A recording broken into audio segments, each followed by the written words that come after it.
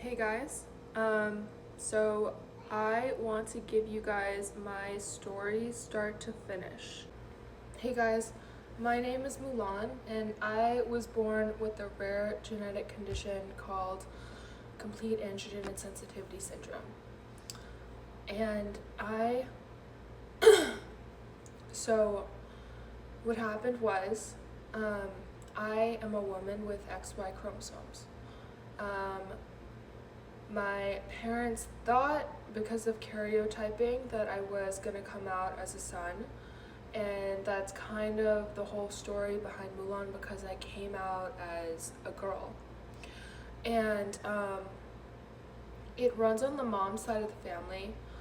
What it basically means is we never responded to the Y chromosome, as in the Y chromosome was supposed to code for the secondary sex characteristics for typical men, but instead we just stayed. Everyone starts, so before they said everyone starts female, so like we just stay like the bare, like when you're born you have a V and all that stuff. And if you have an X chromosome, you literally stay the same. And then if you have a Y chromosome, you're supposed to become a boy. But if you lack the androgen receptors, which is what complete androgen insensitivity syndrome is, then we just stay female. Now, technically, we are androgynous and we are the definition of non-binary, so we are the scientific exception of there are only two genders. And so I have always felt like someone that's been very in between everything. Like politically, my mind, my beliefs, and the binary. So I've always felt right down the middle. And I'm also a Gemini, and I think that doesn't help because I can be very like, I never really fit in, because even though I like belong to groups, I never felt like I could fully like resonate entirely with a specific group.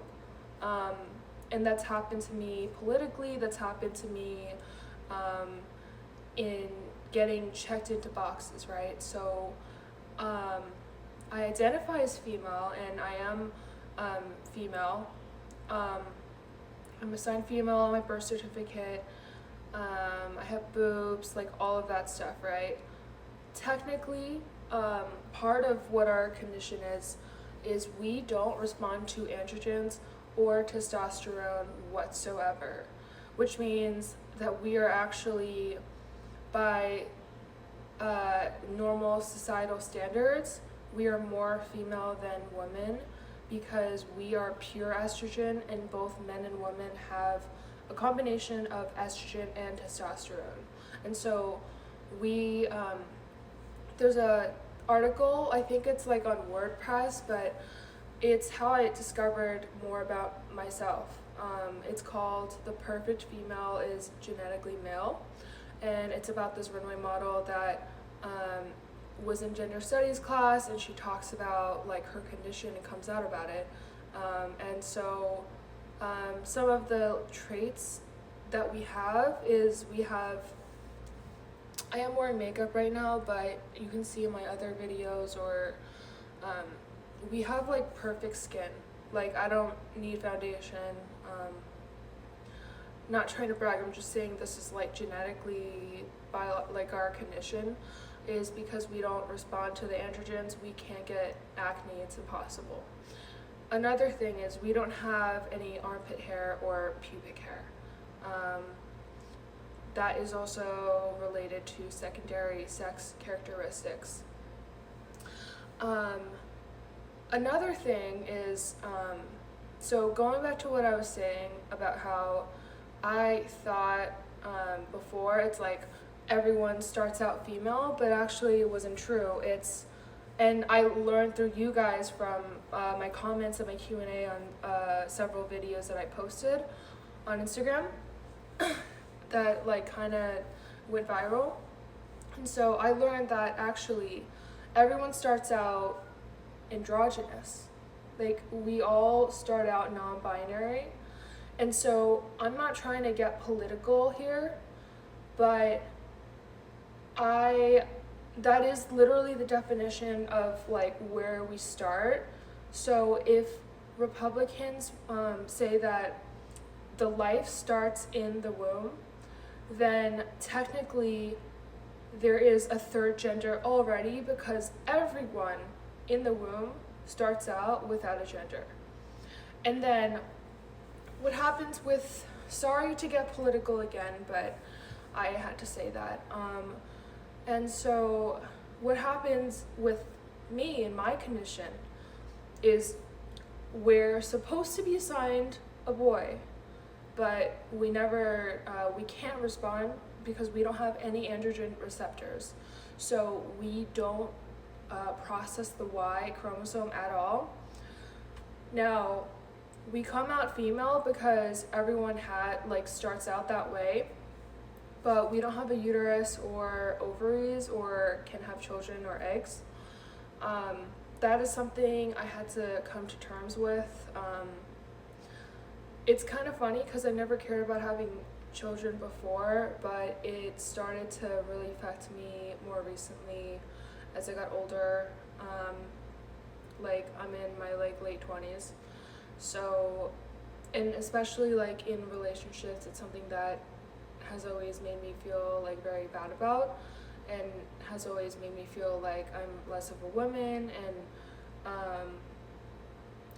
I know that's more traditional thinking. So again, I am a feminist, but I also am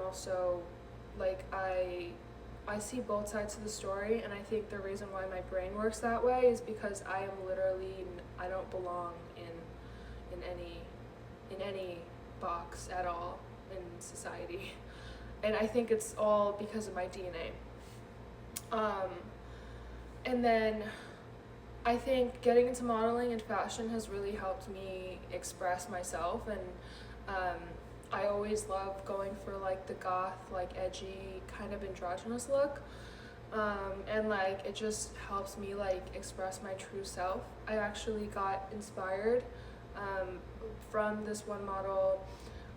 I'm gonna butcher her name. It's Han Gabi Odiel. She's Hungarian. I might have butchered the location of where she's from too, but she came out about it in Vogue, and she's an Alexander Wang model, and she had the same condition. And the girls with their condition,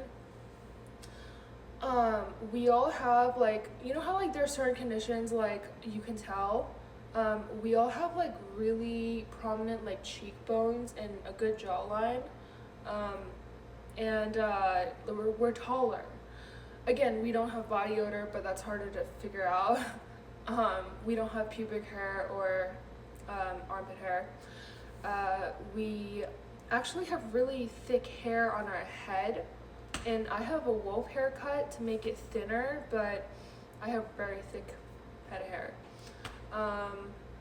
It's impossible for us to get acne, and I can't speak for everyone with the condition because I'm not inside their brain, but my brain works very, very different than I know that for a fact.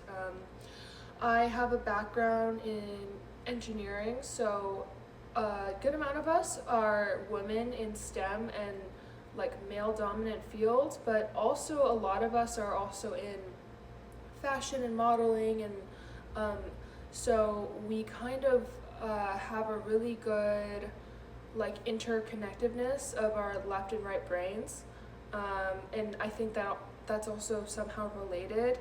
Again, this condition, part of why I'm even talking about this is I want to raise awareness, because I want us to come out about all of your genetic conditions and stop saying it's just an abnormality. I want us to all come out as outliers of, the world with what conditions we have, and especially, obviously for me, other girls with my condition, because I took a long time to like come to terms with it, and had you know, identity issues growing up. I had like self-destructive behavior. I had an eating disorder because in high school, because I didn't want to go through puberty, because I had to go on estradiol, because we had to get our gonads removed, and most of us will get it removed before puberty, but you should get it after so you can go through it. Otherwise, because if we don't have gonads, then we do not have any hormones at all. We don't have the testosterone to convert to estrogen, which is what would happen is aromatization would occur, and we would not process the testosterone, convert it to estrogen, and be pure estrogen, and that testosterone is supposed to give us big boobs, curves, whatever. So for me, because I got my gonads removed when I was 4, I almost died of appendicitis, and it like was next to the gonads, so it like, I was 4, so it like ruptured next to it, you know. And so you know, we talk about puberty and sex education in 5th grade, middle school, but how are you supposed to teach that to a girl with our condition, or with a girl with a special outlier genetic condition, and expect us not to feel like we're a black sheep of the class, of all of society, you know?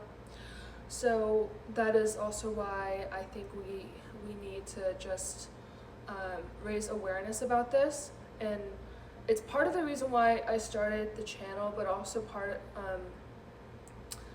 going into fashion has been very therapeutic for me, and being creative, I have to also attribute part of my creativity and my healing to psychedelics.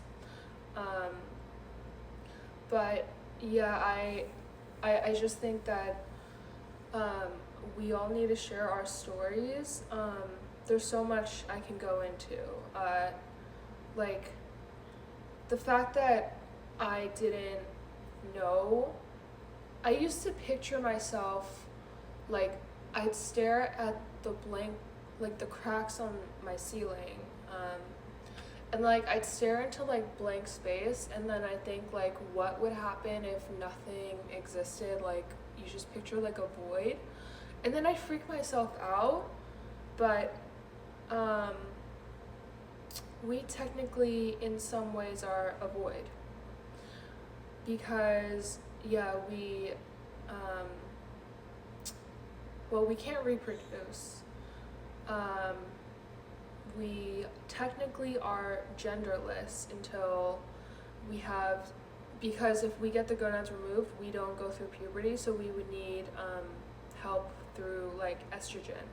And I also experimented with testosterone because I'm kind of crazy, but also a mad scientist, and I knew what was going to happen, but actually it just circulated. It was supposed to convert to estrogen, but there are some cases that I learned where if you don't have enough body fat, it won't aromatize, and the testosterone will just circulate around and stuff.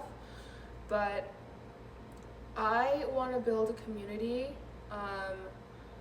I call myself the Mulan Files for me personally, but I want to build a larger community called the XY Files, and it doesn't have to just be for us with XY. It could be variations with like XXY or XYY. Someone actually in the comments was asking me if I would ever do the CRISPR genetic engineering stuff because of how much I do want kids. And I don't know if it's going to happen in our lifetime, but I do believe it will be possible one day with science. So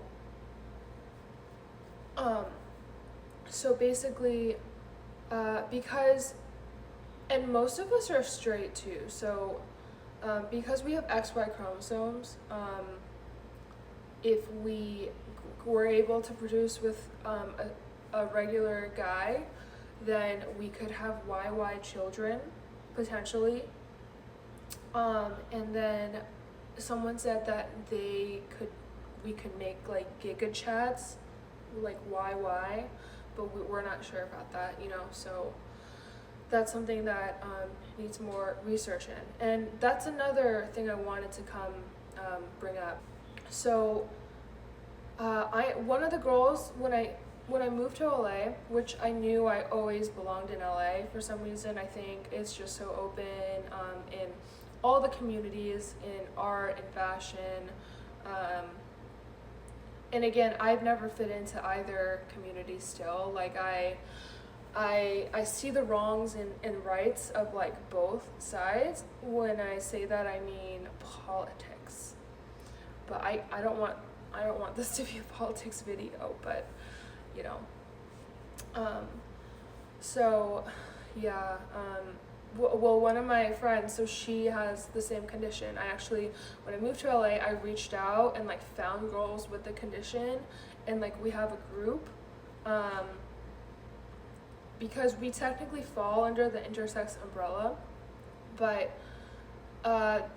I feel like that group also is like kind of scattered, because I think we need to focus in a little bit on specific niche groups like our group,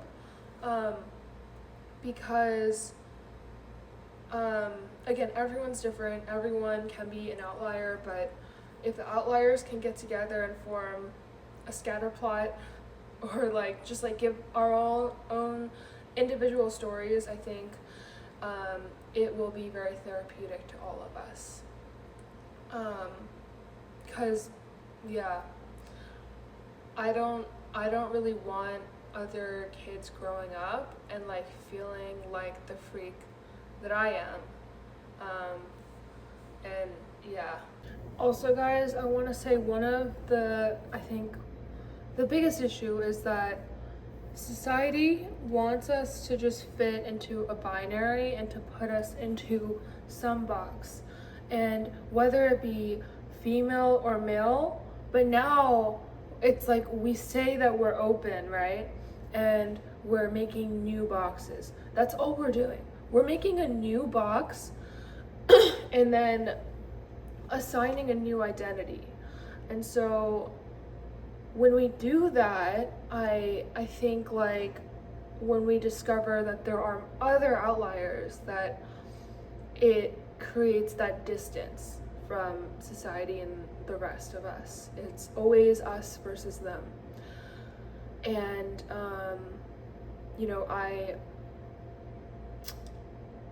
I think instead of making boxes, we should fill in the blanks.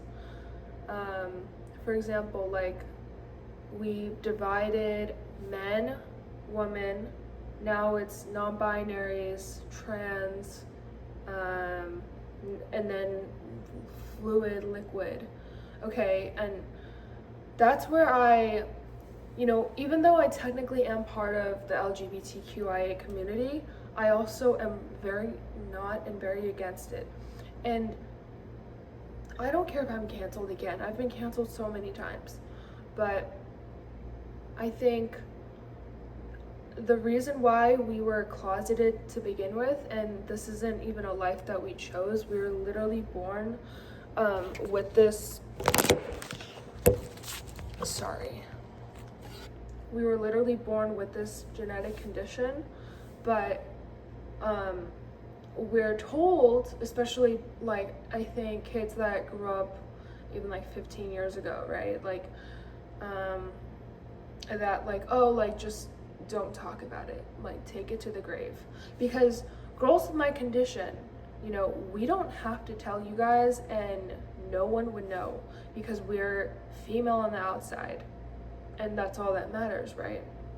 Because society is all about looks and appearances, so then they just deduce and assign and put us in the box. And then I have tried to tell people, even in high school, like my friends, about this condition, and granted, they probably didn't fully understand it because it's such a rare thing that's not being told in the books and textbooks and stuff, It's rarely even talked about in medical school because so many doctors will like see me as like this alien and like want to bring their med school students into the rooms to like dissect me. And like I'm like, yeah, like whatever, I don't really care.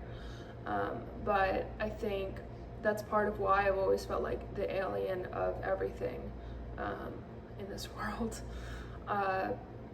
But I was told to not talk about it, take it to the grave, because even like girls, they'll just say like, oh, I can't have children, I had ovarian cancer.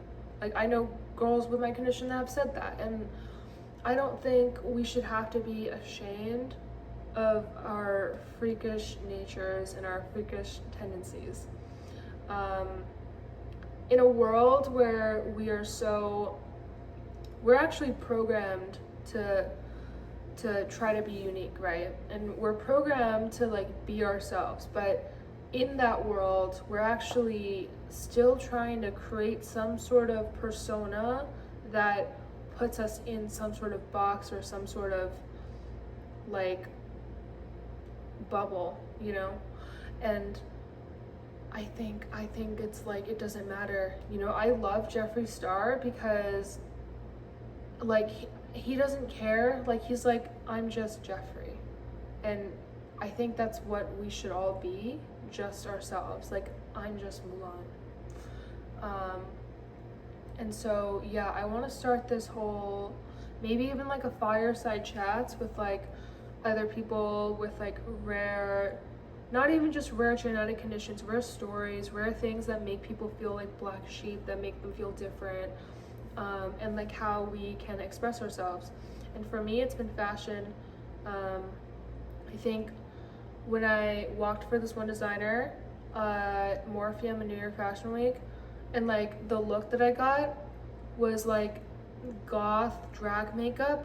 And I think for the first time, and that's like my style to this day, I think that's like the first time I actually felt myself, because I looked like an alien. Like I looked like how I felt. And I think a lot of us are artists and creatives, but also with the technical analytical minds, and then we have those worlds converge, and we can all create something really great. So yeah, please just speak out about whatever it is that makes you an outlier, even if it's like you have certain tendencies that are, you know, not typical, but appropriate. And like I think there shouldn't be shame in society about things that are, especially about things we can't control, like our genetics. One of my favorite movies, it's called Axolotl Overkill. I took a lot of electives in college because honestly I didn't really fit in with just engineering school, and I kind of got tired of it. But so I took so many different types of electives. I'm always like interested in new stuff. And so yeah, I took a Slavic science fiction class. I took German studies, like Germany After the Wall was the name. And that was probably one of my favorite classes. And I've never been to Germany, but it looks cool. But so one of my favorite movies that we watched for that class is called Axolotl Overkill. And that is to this day probably one of my favorite movies, that and Babylon. So it's about Germany and how it's so artistic, about how there's this 16-year-old girl, and she's actually played by like a 30-year-old actress, and she just looks young, which I also resonate with. And so like she like is in this dystopian post-war postmodernist German society, and she is basically like in a way forced to grow up, but at the same time all of German society is acting like children. So like there's a lot of corruption, there's a lot of bad behavior with adults and children that have to take care of themselves. But the whole basis of the movie is the representation of the axolotl and how an axolotl is stuck in that in-between phase of growing up and adulthood. And so they're basically a teenager forever. And in a sense, I've always felt that way.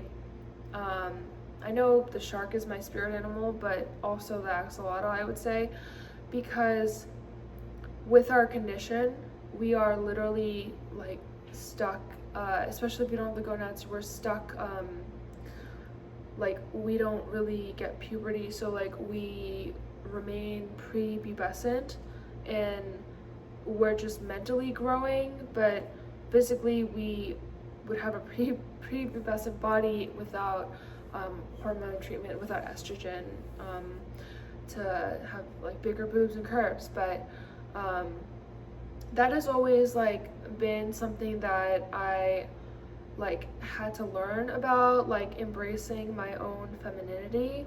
And ever since I got back on estradiol, because I like took it in high school, stopped it because I wasn't sure, you know, because like there's no one else in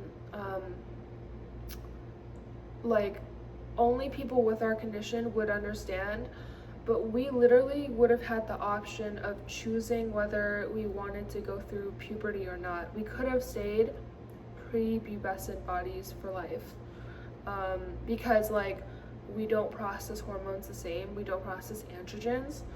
We theoretically could have just remained prepubescent, but the taking the estrogen part, I started to embrace that more recently and really just diving into my own femininity.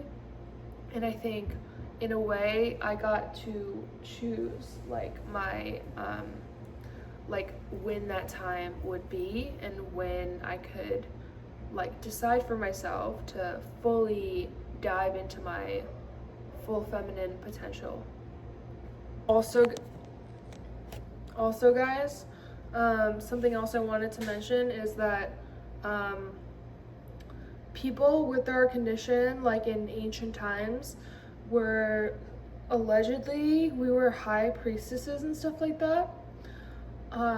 Another interesting thing, there's a House episode about my condition, complete androgen sensitivity syndrome, and a episode on Call the Midwife, and that actually really kind of triggered me, because I saw that more recently about how she wasn't able to have, she never had a period and couldn't have kids, and felt ashamed because she got married and didn't know how to tell, was about to get married and didn't know how to tell him, tried to offline. So yeah, but going back to what I was saying is there's another Hollywood conspiracy that a lot of celebrities, like people are saying like, oh yeah, a lot of female celebrities are secretly male. Well, it might be our condition, and technically that's not even true. We're not secretly male. We're genetically, we have XY chromosomes, which would otherwise fit into that binary, but that is like the old school traditional science of like there are two genders, when that is clearly not true. And when we do have the science for people like us, like me, to reproduce, who have XY chromosomes, our children, because we're usually straight with another XY, our children will not only be fucking beautiful, but also we can have YY children, like Giga Chads.